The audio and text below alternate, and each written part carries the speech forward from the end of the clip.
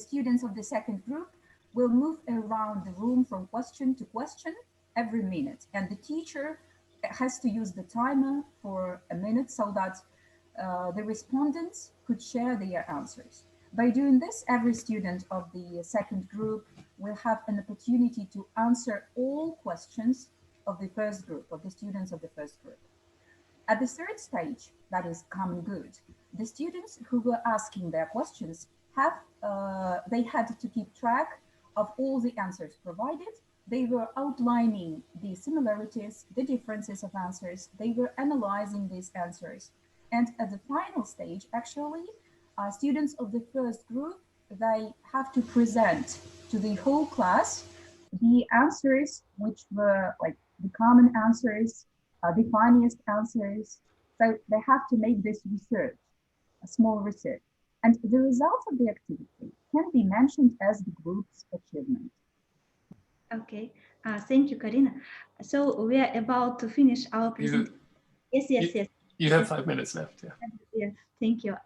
I was going to say at the end of our presentation that it is really so important to develop learners' soft skills and sense of community. And though it is difficult, but all of us teachers can do it. But I'd like to finish today with the fact that since Wednesday this week in Vladivostok, we had icy rain, and which was followed by snow and blizzard, which resulted in a real disaster for the whole city. We have half of the city has no electricity, central heating when outside it's 8 degrees below zero, no water running, and no internet. We were going to get to Ruski Island where our campus is, but the bridge to this island that connects the city and the campus was covered with ice, and they now don't allow cars to move along the bridge. So we thought that we actually would not be able to present today as there is no internet really. But fortunately, thanks to this sense of community, so I was kindly invited by the head of our department to her home, and Carina was kindly offered by our colleague to get to her place, because in some parts of our city there is internet. And so thanks to this feeling, the feeling of unity, the desire to help, so we were able to present today and really enjoyed talking to you.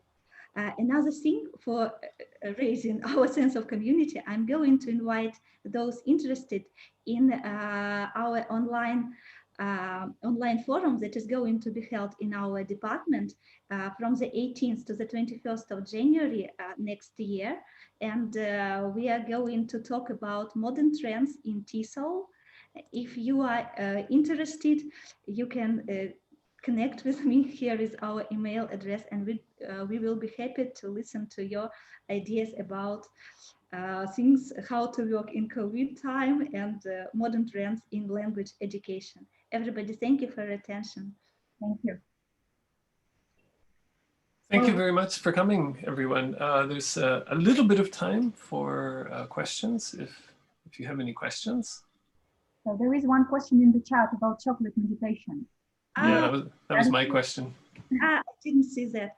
Actually, the idea is that a teacher brings to the class a piece of chocolate, a bar of chocolate when students don't expect it. So divides it into pieces, but ask the students not to eat it. So first start with like opening very slowly, smelling, then put it in your mouth slowly, and then feeling the taste. So the idea is in getting slower, in becoming more like mindful, so developing this slowness and mindfulness, so that nowadays we are too much in a hurry and don't notice even little things.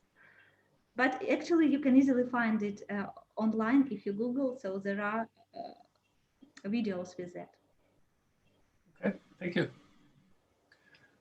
So you could use anything really. It doesn't have to be chocolate, right? Because somebody doesn't like chocolate. Great. Okay, time is is up. So I'd like to ask you all to give a round of applause to our presenters, Yulia and Carina, today. Thank you very much. Thank you.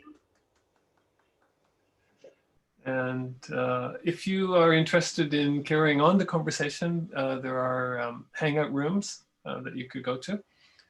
If you go back to the Eventzilla top page, you can see the live schedule, and at the top of that page there are some hangout rooms and other places you can go. And I'd also invite you to check out the materials exhibition.